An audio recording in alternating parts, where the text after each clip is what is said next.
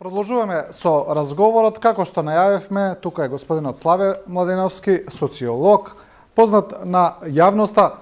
Господине Младеновски, кога зборуваме за војната во Украина, ќе се обидеме да ги разгледаме повеќе аспекти од овој конфликт, пред се од вашата стручност од социолошки аспект. Мене ми се чини дека оваа војна, еве да почнеме кај нас прво, создаде уште една поделба во општеството, после сите поделби кои ги имавме. Значи, ние знаеме дека тука во Македонија прво сме поделени по етнички линии, по религиски линии, особено во последните години е изразена поделбата по политички линии, таа ми се чини најголема.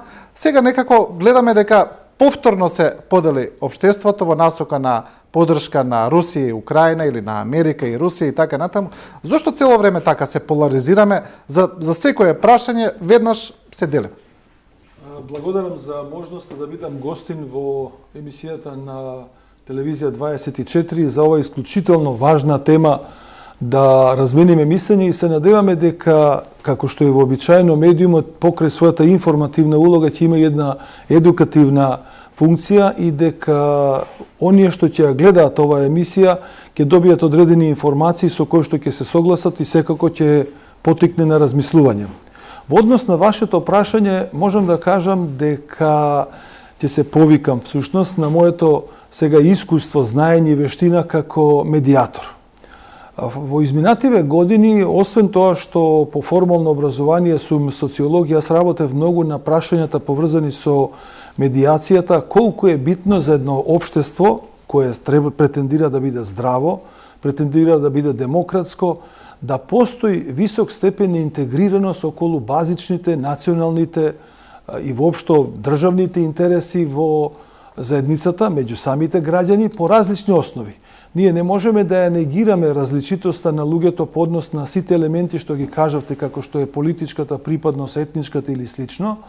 Меѓутоа, поделбата на табори, кои што речиси добиваат, така да кажеме, прво благо спротиставени ставови, а потоа и одредени непријателски ставови, да навистина луѓе се запрашаат како се чувствуваат едните и другите. Ја само би илустрирал пред неколку години ние имавме протести и имавме контрапротести, каде што сензитивноста меѓу двете групи, каде што политичката идеологија или политичката припадност на едната или на другата страна беа различни. Во дадена ситуација мислам дека влоговите сега на едно меѓународно ниво се многу поголеми. Овде станува збор сега веќе ќе речеме можеби за локален конфликт меѓу Русија и Украина, меѓутоа ние ги гледаме реперкусиите на глобално ниво. Но се зборува и за Трета светска војна, така да. Тоа натака ми оди мислата, меѓутоа ќе се произнесам и околу тоа прашање, не како гледам, туку какви се барем фактите по основ на овие информации или како гледаат клучните играчи, односно велесилите како што се покрај Соединетите американски држави и со Русија и Кина и Индија. Тоа значи дека овие прашања, кога се посматраат низ призма на глобалните политики или националните политики на овие држави, ние, не само како Северна Македонија или како граѓани кои прифаќаме одредени информации од големите медиуми, јас би бил крајно резервиран кога станува збор за информациите што ги примаме, заради тоа што тие како што даваат една едукација или тие може да дават и одредена манипулација. Не би сакал да го гледаме Атлантскиот или Тихиот океан од клучалката на вратата. Прво, вратата е мала, што го гледаме ние светот, а замислете уште да го гледате тоа пространство низ одредена клучалка. Што сакам да кажам? Ние во моментот всушност сме изложени на висок процент на лажни информации. И лично мислам дека нашето раководство, нашата држава, нашиот државен систем мора да поседува механизми на заштита на сопственото население. Вие можете да ги оспорите елементите на цензура, ама ние гледаме сега дека тие елементи некој легитимно ги презема во зависност во поглед на сопственото население и обратно. За државите што се во војна тоа само по себе се подразбира. Меѓутоа ние гледаме дека демократски држави со висок степен на демократска култура се обезбедуваат со тоа што ги забрануваат одредени медиуми за кои што предпоставуваат дека може да влијат лошо врз населението онако. Ние сме тука очигледно многу потолерантни или ќе речеме многу пофлексибилни, а прашање е дали тоа ќе го толкуваме како флексибилност или како немање стратегија на државно ниво како да се Тоа постави. сака да кажам, или по-неорганизирани како по сите прашања, што сме така и по ова. Пак ќе речеме дека јас се обидувам позитивно да гледам на целата ситуација, заради тоа што другата страна или страната која е против цензурата во принцип, секогаш ќе оди со варијантата дека се ускратуваат правата да се слушне и другата страна. Јас имам еден спротивен став кога станува збор за пропагандата на нацизмот во Втората светска војна или она што често се говори во теоријата, така наречената гебелсовска пропаганда. Демек 10 пати повторена една лага ќе стане вистина. Ние гледаме дека факт е дека таа пропаганда била жестока. Меѓутоа, вистината или ефектите од таа пропаганда се минорни во однос на состојбата на државите во кои што биле. Луѓето биле тогаш изложени на таа пропаганда, меѓутоа гледаме ефектите да таа политика биле минорни во однос на населението. Тоа значи дека населението можеби не знаело за логорите во Аушвиц, во Треблинка или слично, меѓутоа не ја поддржувале нацистичката политика во државите во кои што биле. Оттаму и затоа зборуваме за државите кои се биле окупирани. Окупирани. Така што секој извор кој се служи со лажни вести, тој во првиот момент ќе предизвика одредена прифатливост кај населението. И тоа е за очекување. Меѓутоа, неговиот кредибилитет паѓа после првата објавена лага. Односно, откако првата вест што ќе се утврди дека е лажна, веќе самиот човек има по дефиниција одбранбен механизам, доколку не е пристрасен или доколку не е платен тоа да го работи. И за прв пат ова што го гледаме сега во трет милениум, барем еве не најдов во претходните 100 години, еве гледавме војни, дека имаше во историјата толкав квантум на извори кои што продуцираат лажни вести. Значи, тоа може да се прави меѓу двете држави додека се во војна или одреден регион. Тоа е дел од нивната стратегија. Стратегија. И тоа е хибридна војна. Така, едно минорно ниво на информации што се лиферувани или што се подметнувани од едната или од другата страна. Самото население не било изложено или државата на начинот на кој што го штитела своето население не дозволувала да биде жртва на пропагандата од другата држава, доколку не биде освоена или поробена. Сега, поради развојот на средствата за информирање, не е тоа само социјалните мрежи. Ние имаме огромен број на телевизии кои што се на сателитско ниво. Значи, ние ги забораваме за момент. Премногу сме преокупирани со општествените мрежи, во смисла дека тие се главните. Ние практично функционираат огромни телевизиски компании преку сателитите кои на дневно ниво даваат информации кои се дискутабилни или кои се спорни во однос на нивниот квалитет.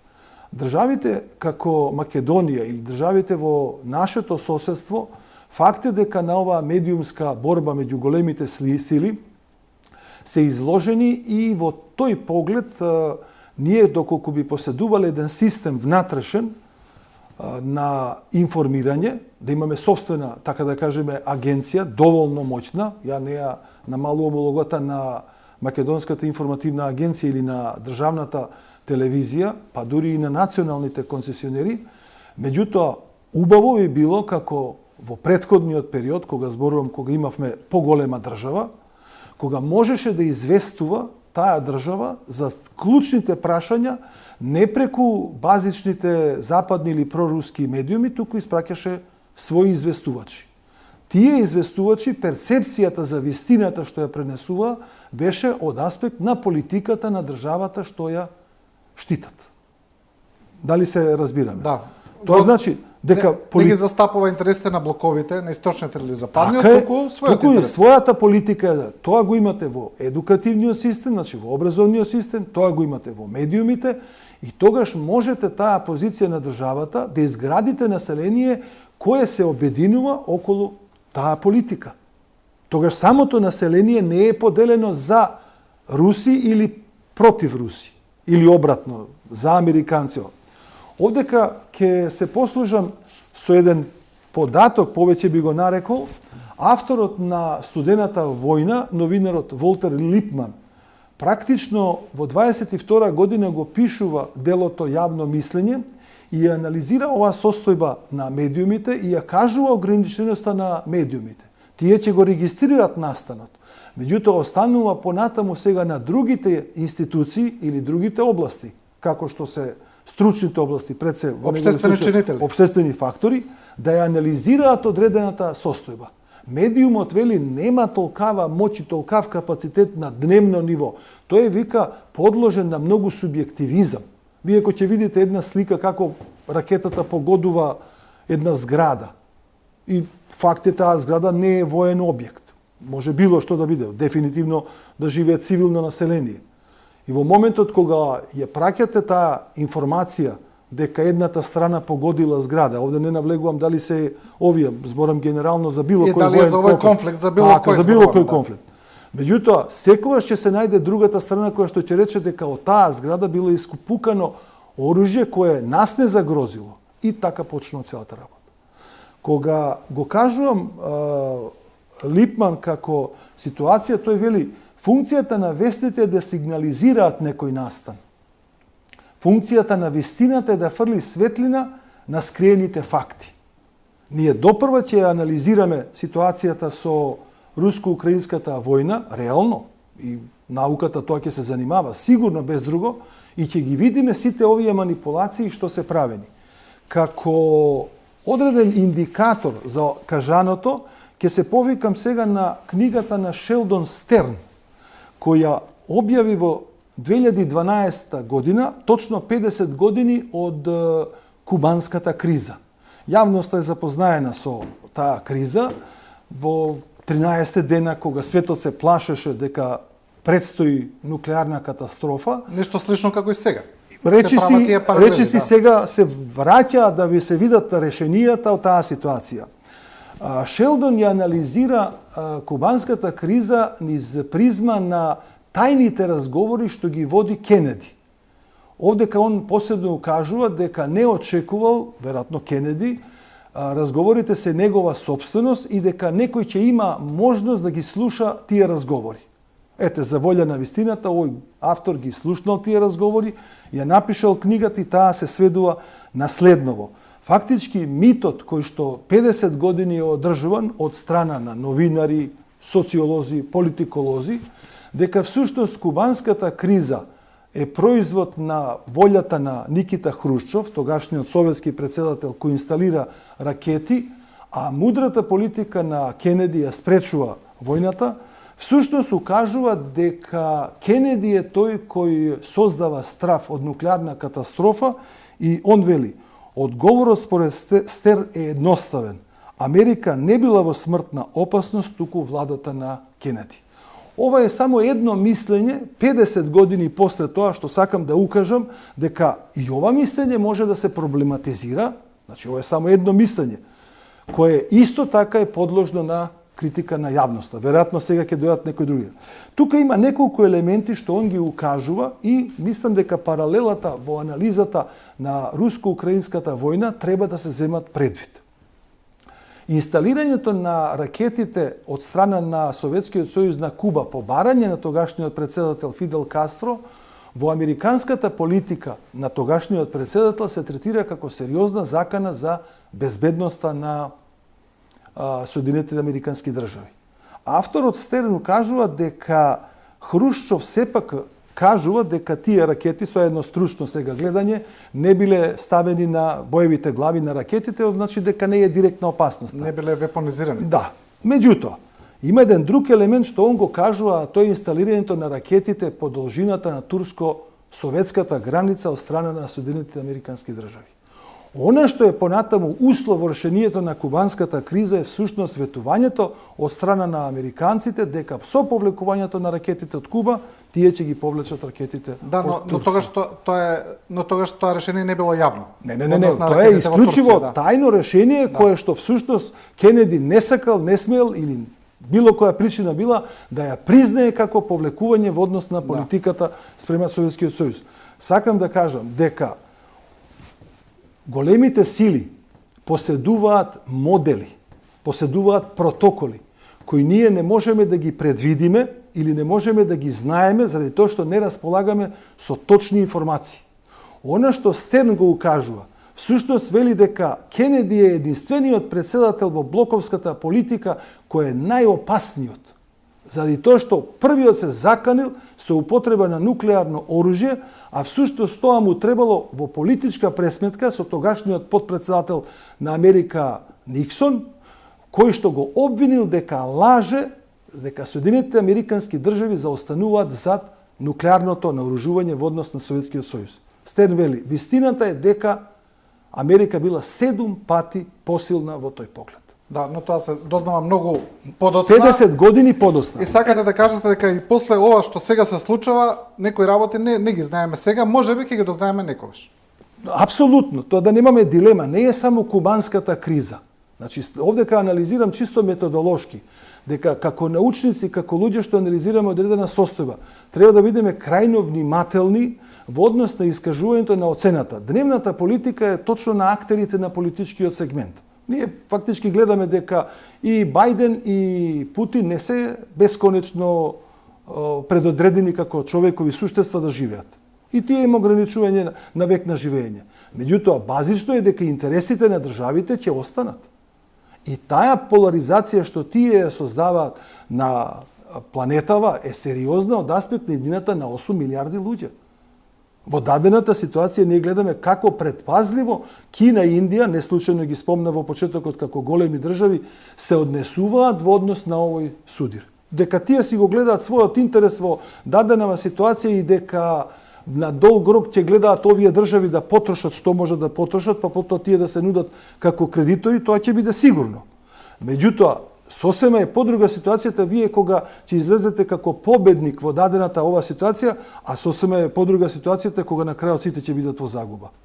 Да. Мислам, заканата што се прави, затоа сега тука би искажал една ситуација. Мислам дека прашањето за нуклеарна војна е закана и страф во однос на тоа преместување на силите што ги имаат самите држави, односно во намалувањето на капацитетот преку психозата што се создава во населението.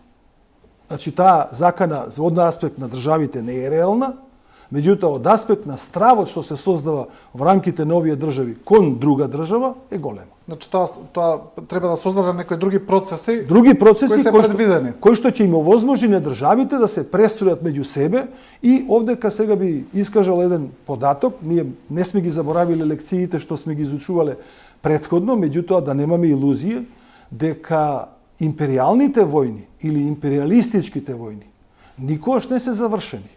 Ние гледаме дека на планетава имаше империи во пред 100 години, како што е Отоманската империја до 908, односно до 912, Австро-Унгарската империја од 14 до 19 до Прва светска војна и во тој меѓуисториски период Руската империја.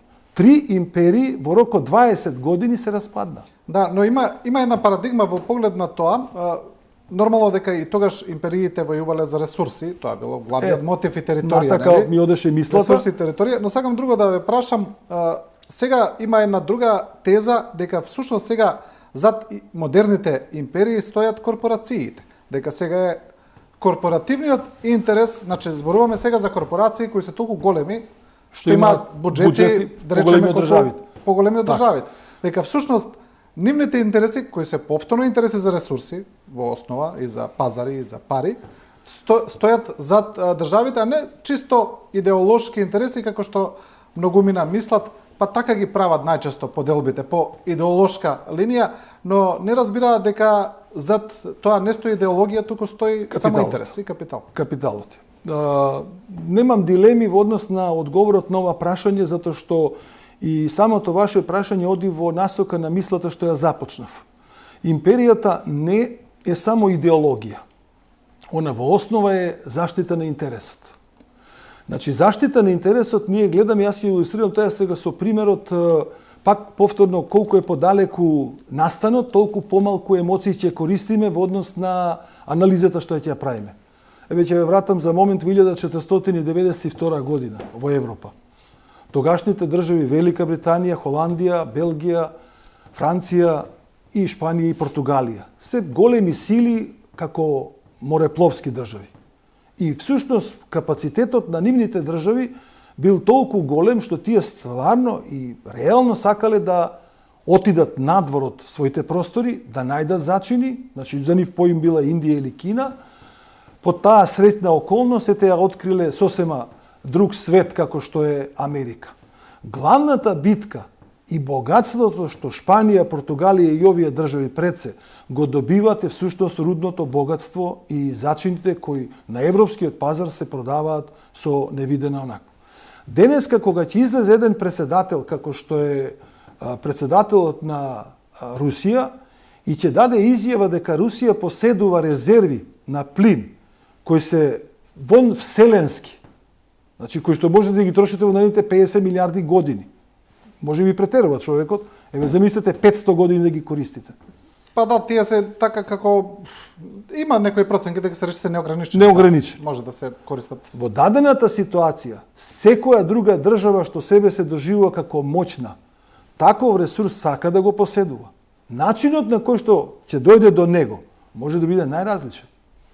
Значи, гледаме ние како беше животот на планетава во однос на Африка, гледавме како беше во Латинска Америка. Тоа значи дека многу држави во историјата постоеле, пропаднале или биле колонии или под робство на други држави. Една Кина пред 100-200 години беше под Британска империја. Дали сега новото престројување на големите држави во однос на нивните позиции за наредните 20 или 30 години, а тоа за државите апсолутно не е ништо, е всушност тенденција како да се постават Соединетите Американски држави спрема плинот кој е базичен енергенс за Европа. Таа позиција на американската надворешна политика веројатно ја слабе во Европа и веројатно сега критиките одат кон Германија, која го дозволила тоа што го дозволила. Да стане енергетски зависна од еден извор. Од еден извор. Сега не зборуваме што тој извор е Русија, може да биде и друг, но стратегијата сега можеме ние да ја поместиме и кон руско-кинеските односи. Секогаш енергетска зависна од еден извор не е добра. Не е добра. Значи ние сега гледаме дека и руско-кинеските односи на таа ситуација, она клацкање како се одржуваат, како Кина ќе се постави спрема Русија, затоа што не е добро па да ја имате Русија во соседството како прв непријател. Да. Значи таа политика па Кина исклучиво ќе се води од своите интереси. Сакам да ја прашам за уште нешто. Кога зборуваме само за мислата ми е да завршам да поентирам. Значи овие интереси сега ставете ги во контекст на концерните и на компаниите. Не е само државата експлоататор на овие ресурси, туку тоа се и приватните компании. Американските интереси на Блискиот Исток се всушност манифестирани преку различни нафтени компании. Да. Тие нафтени компании може да бидат дел и во Украина, може да бидат и во Русија, меѓутоа е прашањето дали и Русија под кои услови ќе дозволи да работат. Сега за сега тие се државни или како да кажеме под контрола на државата. Меѓутоа можеби утре со некое друго раководство ќе најдат интерес, па ќе бидат 50-50. Да, мене ми е малку целта, искрено да ви кажам, на оваа анализа. Вие на почетокот кажавте дека улогата на медиумот е да образува. Малку да му кажеме на гледачите, да дојдеме до суштината, да сватат, да не се внесуваат тие самите премногу емотивно во поглед на тие подолби, бидејќи треба да разбира дека интересите се тоа што ги движи државите и дека тие интереси не се секогаш по тие линии по кои они мислат дека се, туку се срусема едни други кои на некој начин го следат интересот на парите, на финансиите, на ресурсите и така натаму. Во поглед на ова што се случува во Украина, мислам дека тука нема дилема што се случува, дека се работи за војна, за руска агресија врз Украина, за напад на една суверена држава врз друга. Тука е јасно и тука не сакам воопшто некој да помисли дека има дилема. Да, и во однос на мојот став. Јас ќе дојдев до тоа прашање, сега ти одговорот. Ја немам ни дилема за вашиот став, него друго сакам да кажам. Сакам да кажам, во исто време од 2014 година ми се чини трае еден многу крвав конфликт во Јемен. Тој конфликт се уште трае. Тој конфликт веќе не е, туку исто така е Саудиска војна интервенција врз Јемен, таму исто така една суверена држава интервенира во друга. Последиците од тој конфликт од таа војна се страшни врз цивилното население, врз бројот на цивилни жртви, врз бројот на ранети, врз сиромаштијата во Јемен, која мислам дека е сега најсиромашна држава на светот после таа војна, врз болестите кои се расширени така натаму, врз бегалците. Тоа се милиони луѓе, ги немам точните бројки, но се работи за милиони. Но иако се работи исто така за војна интервенција на една суверена држава врз друга суверена држава, интересно е што тој конфликт не е толку во очите на јавноста како конфликтот во Украина. Јас сега овде дали ги мериме, дали важноста на земјите се мери според местоположба, дали е во Европа или во Африка, или има други критериуми, не знам. Друг е. Според моје мислење, јас сега ќе се оддалечам од прво од вашето прашање, при одговорот на вашето прашање, на следниот начин. Прво, правењето компарација или правењето паралели во однос на руско-украинската војна со аргументација да се напаѓа Америка, а да се брани Русија, со истата политика дека Соединетите американски држави тоа го прават на Блискиот исток, не спрема една држава, туку спрема повеќе држави, е лош пристап во дадена ситуација, бидејќи не се осудува војната. Да. Туку се бара алиби за војната. На тој начин се релативизира најчесто. Апсолутно. Да. Се оправдува самиот воен чин кој што по дефиниција, штом вие вршите напад врз и да не е независна држава, и во собствената држава да правите, не ви дава право да ги убивате луѓето. Значи, постојат политички средства, постојат илјадници други механизми. Пред да ви одговорам, пак ќе речам на тоа прашање, ќе се повикам сега на историјатот повторно од американската пракса, ама ова е сега од почетокот на јапонско-американската војна, односно нападот на Перл Харбор.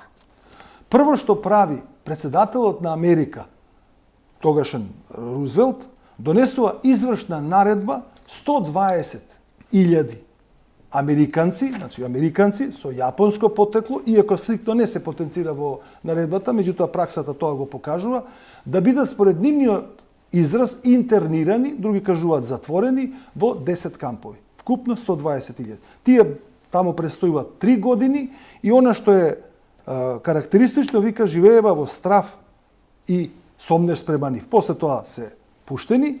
Да, тоа се тие фамозни концентрациони кампови. Да, за да во 1976 година председателот тогашен на Америка, Форд, официјално ја укинува оваа наредба, државата се извинува и на 80.000 американски државјани им исплаќа по 20.000 долари како еден вид компензација. Меѓутоа, во рамките на ова ќе се повикам на една реченица како тогашното воено оделение ја гледало работата.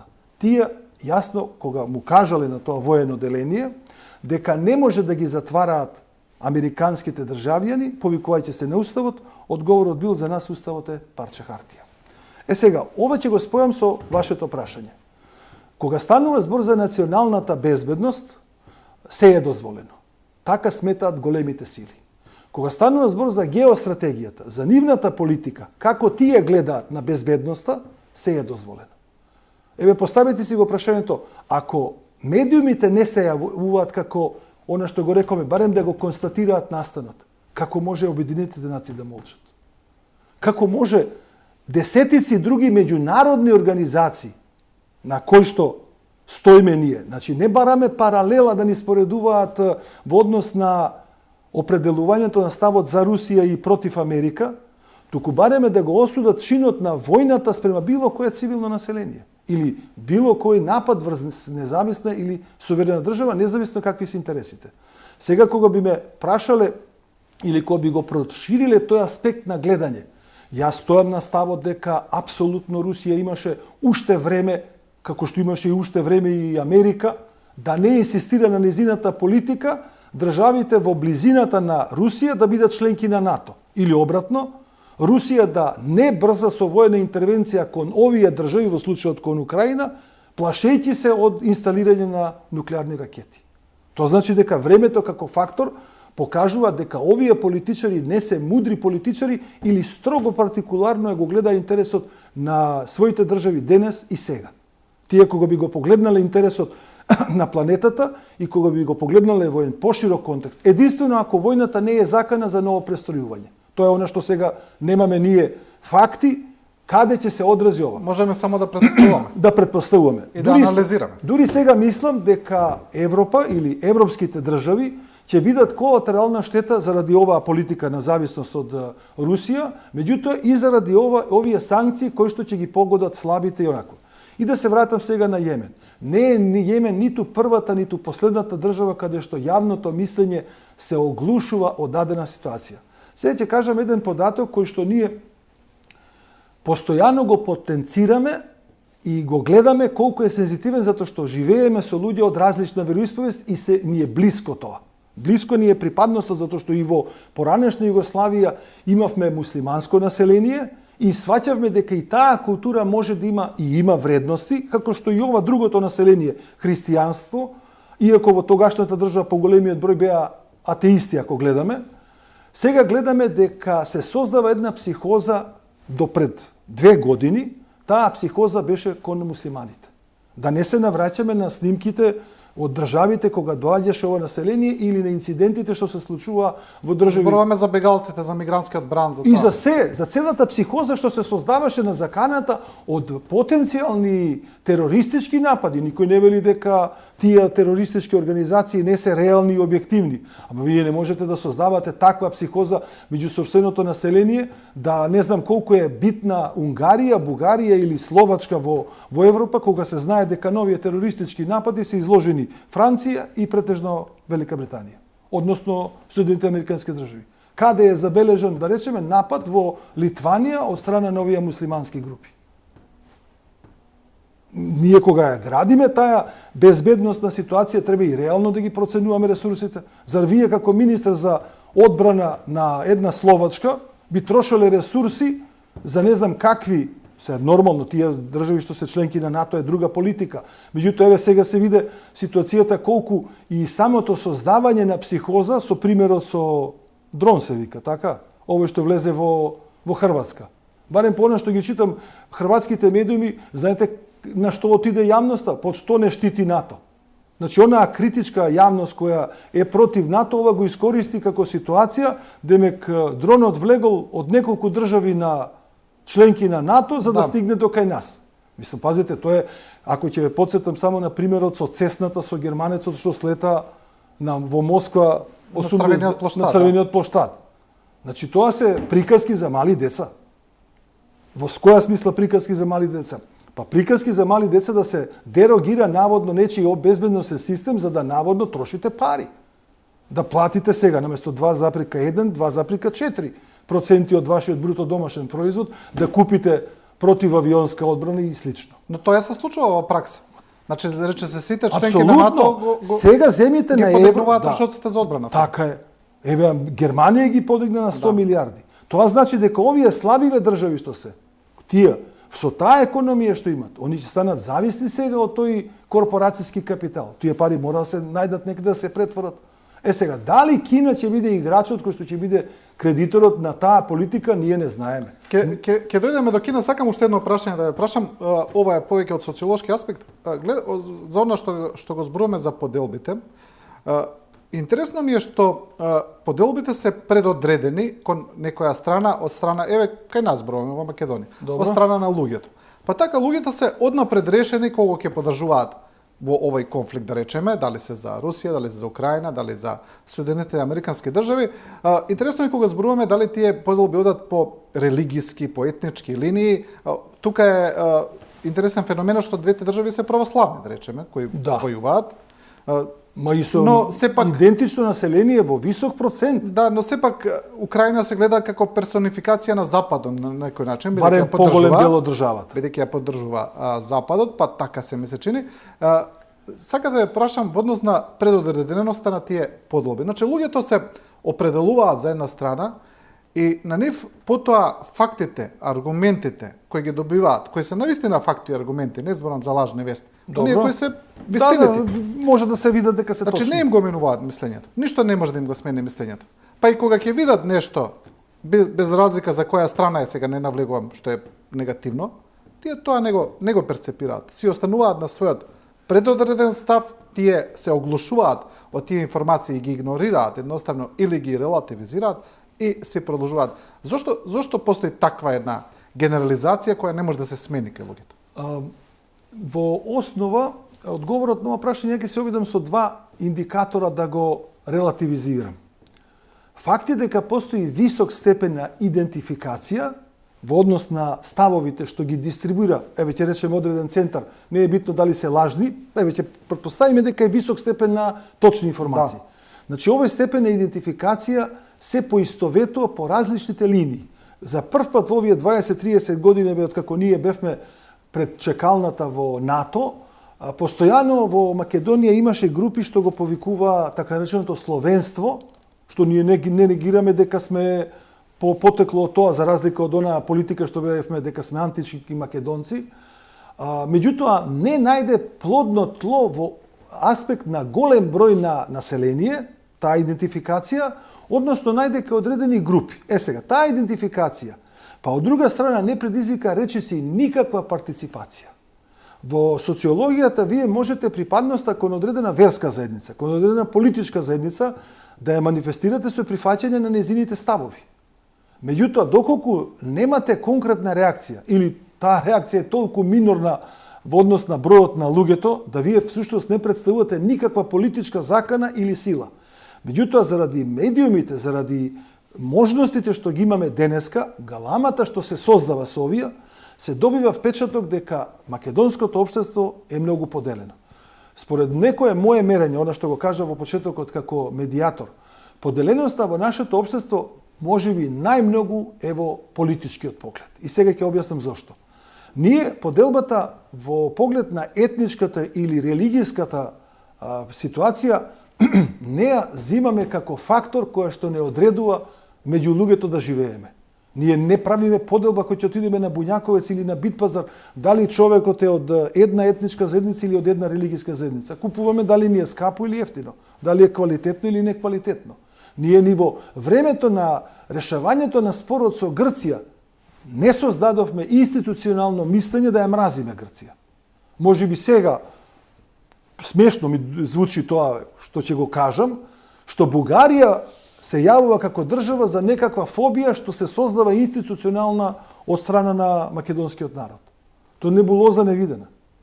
Значи, вие кога имате ситуација и е некој што ќе напише пост на Facebook, кој што всушност 100 луѓе дали ќе му кликне дека се допаѓа, не може да биде аргументација за фобија. Ние овде, кога говориме за една работа, мораме да дојдеме до ситуација на големи бројки. Мора да дојдеме со бројки над 30, 40, над 50%. Само ќе ве подсетам, во периодот на 2001 година, во конфликтот меѓу македонците, односно и албанците, кој што се обидуваше да се представи како етнички конфликт, ние не создадовме ниедна позиција да ги мразиме албанците. Еве, вратете се, ние дури политичкото решение со Охридскиот договор одеше во таа насока што тие станаа политички субјект за година дена. Историјата вели дека ета требаше 30 години да војува за кралот да подпише декрет да ги ослободи тогашните терористи, па 2 години тоа важеше, па не успеа. А да не збориме за други терористички организации. Оваа паралела на терористички организации ја кажувам во однос на перцепцијата. Во однос на перцепцијата, денеска дуе 22 години во македонската влада.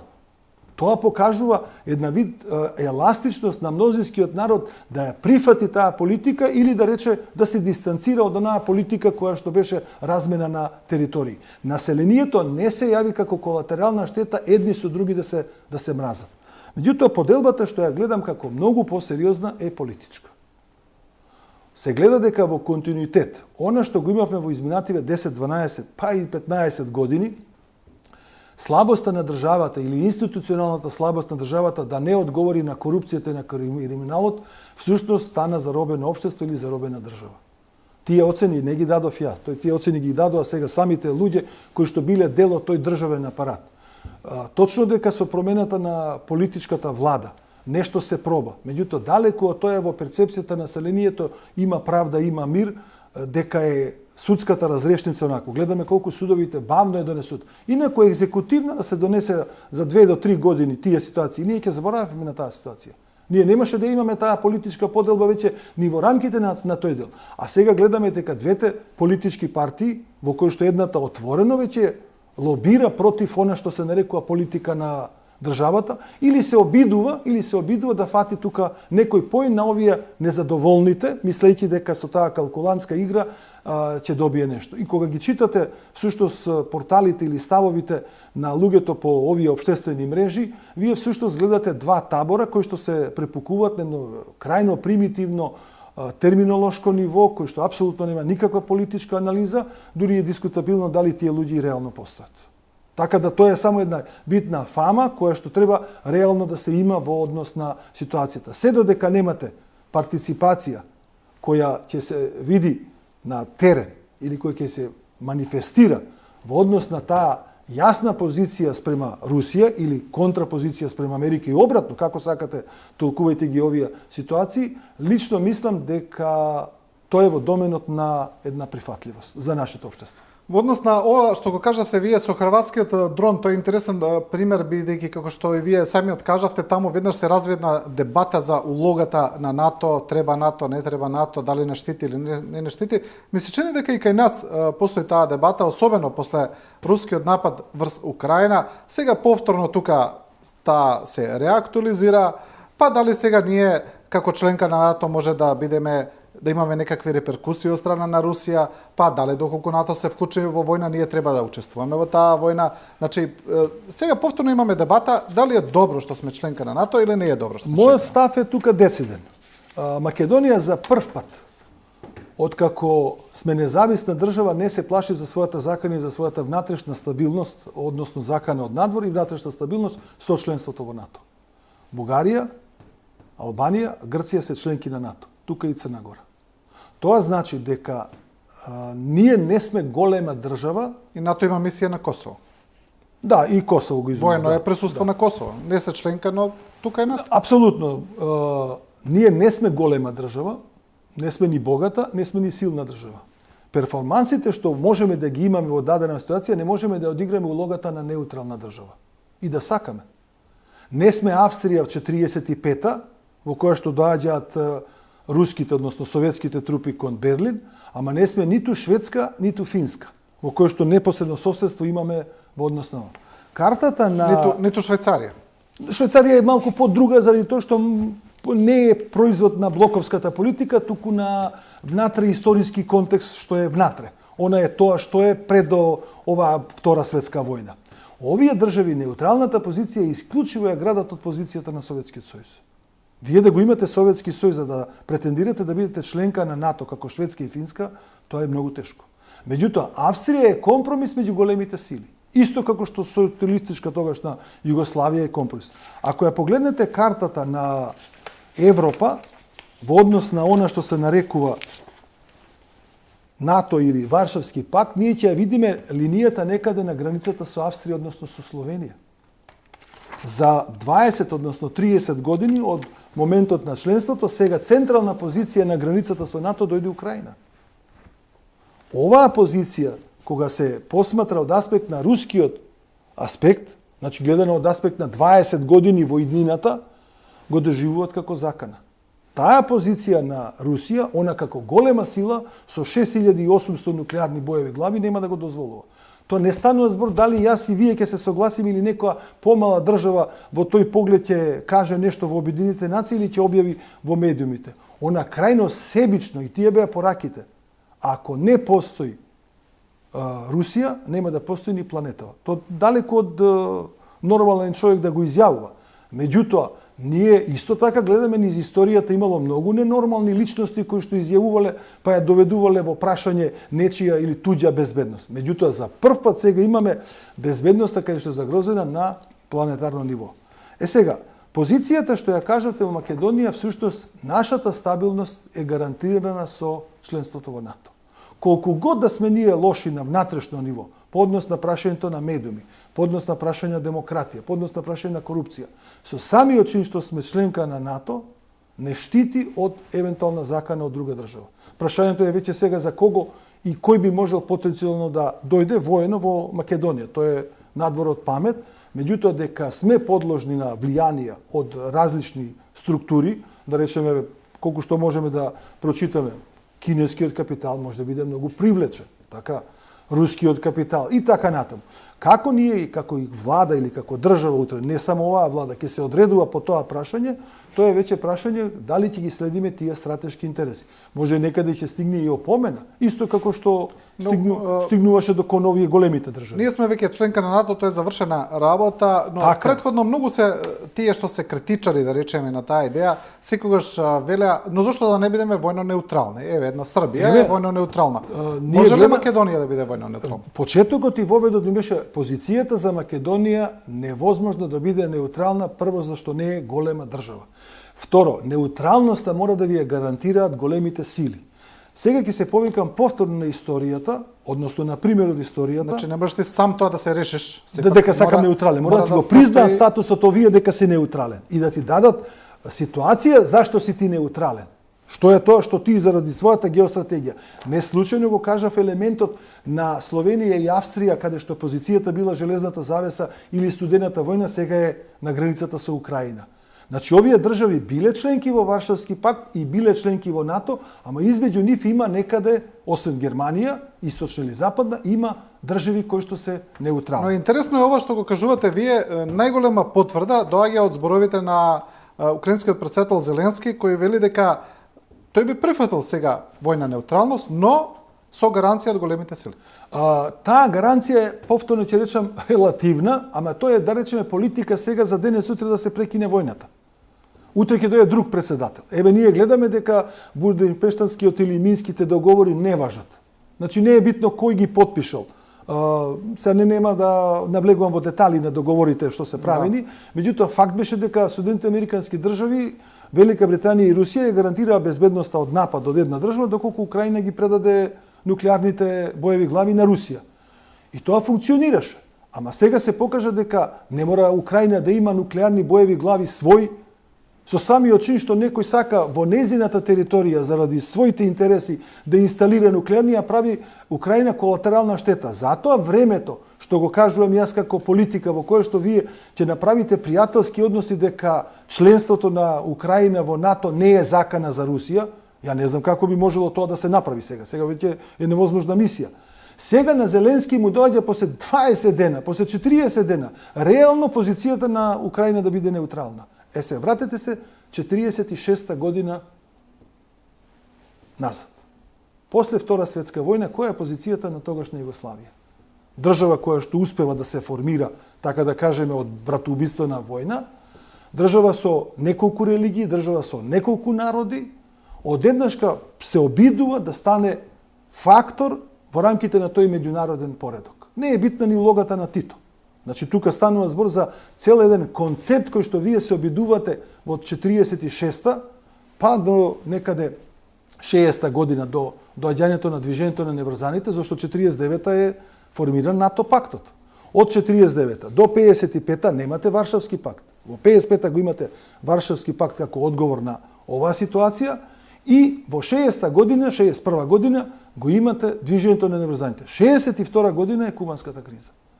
Замислете, во таа констелација доаѓа личност кој што вели дека на страна има зад себе две јасни политики одреден кон Хитлер, значи два хегемона и Сталин, и двајцата ги победува со неприкосновена величина во меѓународната политика. И он не само што станува неутрална, туку создава и трет светски блок.